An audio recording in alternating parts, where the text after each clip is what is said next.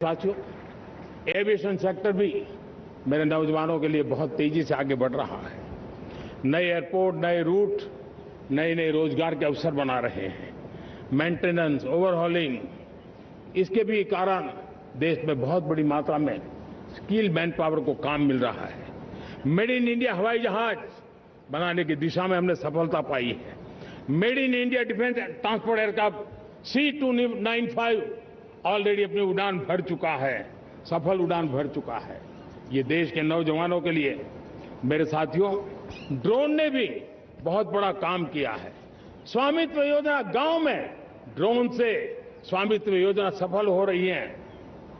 करीब 3.25 करोड़ परिवारों को स्वामित्व योजना का लाभ मिला है और इसके कारण 140 लाख करोड़ रुपए जैसी संपत्ति अनलॉक हुई है, जिसके कारण बैंक से लोन मिल सकता है, लोग अपना कारोबार कर सकते हैं। मेरे प्यारे देशवासियों, हमारे मध्यम वर्गीय परिवारों के सामने एक बहुत बड़ा बोझ बन चुका है कोचिंग क्लासेस की स्पर्धा। हर माँ बाप को लग रहा है कि कोचिंग क्लास में बच्चे को नहीं भेजा तो हम प्रतिष्ठित परिवार नहीं है। इन गरीब और मिडिल क्लास परिवारों की हम चिंता करते हुए हजारों करोड़ रुपए का उनका खर्च है वो भी बचे, बेटे भी अपने आसपास रह सके, उनकी देखभाल हो सके, परिवार पर आर्थिक बोझ न आए। और इसलिए हमने युवाओं के लिए विभिन्न परीक्षाओं की फ्री ऑनलाइन कोचिंग हमने करने का निर्णय किया है। डिजिटल पब्लिक इंफ्रास्ट्रक्चर है, हमारे पास उत्तम टैलेंट है, टीचर्स हैं। उन संसाधनों को जोड़ करके हम देश के नौजवानों को फ्री कोचिंग देने का एक पूरा नेटवर्क हम खड़ा करने वाले हैं। मेरे प्यारे देशवासियों, मैं हमेशा कहता आया हूं, जो खेले वो खिले। जब मैं खेले वो खिले की बात कर रहा हूं, तब मेरे प्यारे देशवासियों, आज भारत खेल की दुनिया में अपनी जगह बना रहा है। अब खेल के पोडियम में भारत का राष्ट्रगीत सुनाई देता है, भारत का राष्ट्रगान सुनाई देता है, भारत का तिरंगा झंडा लहराता दिखाई नजर आ रहा है।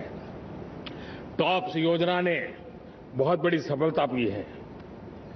खेलो India games, university games, winter games, beach games, sports infrastructure, sports के लिए कोचिंग, स्पोर्ट्स मेडिसिन, स्पोर्ट्स के लिए न्यूट्रिशन, इन सारे विषयों में भारत अब महारत करने की दिशा में आगे बढ़ रहा है। नौजवानों के लिए पूरा नया क्षेत्र, खिलाड़ी न बन सके तो उसकी सपोर्ट सिस्टम में भी बहुत बड़ा क्षेत्र खुल रहा है।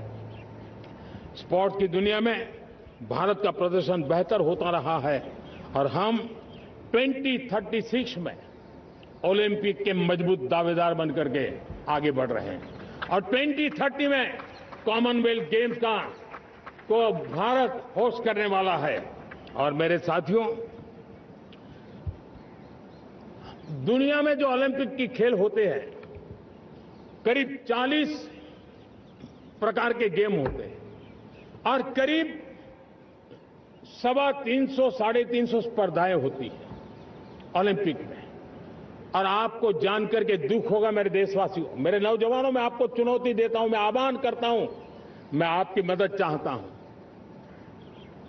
350 जितने स्पर्धाओं में भारत 2/3 खेलों में कहीं होता ही नहीं, हमारी मौजूदगी नहीं होती, हम क्वालिफाई नहीं होते हैं।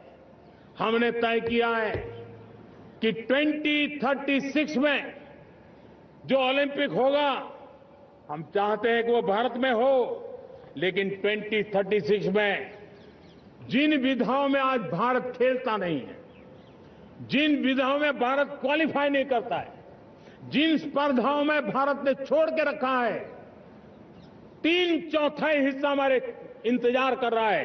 भारत उस पर बल देगा और इसके लिए हम टैलेंट हंट का एक अभियान भी चलाना चाहते हैं। हमें अगर 2036 के लिए खिलाड़ी चाहिए तो आज जो 5 साल, 10 साल, 15 साल की उम्र के नौजवान हैं, बेटे हैं, उनकी तरफ ध्यान देना होगा, उन बेटियों पर ध्यान देना होगा। और इसलिए 5 से 15 उम्र के बच्चों में खेल प्रतिभा ढूंढने के लिए गांव-गांव, शहर-शहर, स्कूल-स्कूल एक टैलेंट हंट का अभियान चलाया जाएगा। बच्चों की प्रतिभा को देखा जाएगा और फिर उनको स्पेशल ट्रेनिंग दे करके देश के लिए खेलने वाले अच्छे खिलाड़ी बनाए जाएंगे।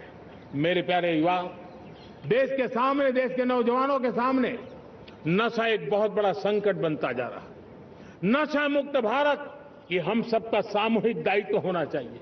हमारे उज्जवल भविष्य के लिए हमारी युवा पीढ़ी मजबूत हो, हमारा युवा सामर्थ्य हमारे देश के लिए काम आए, इसलिए नशा मुक्त भारत।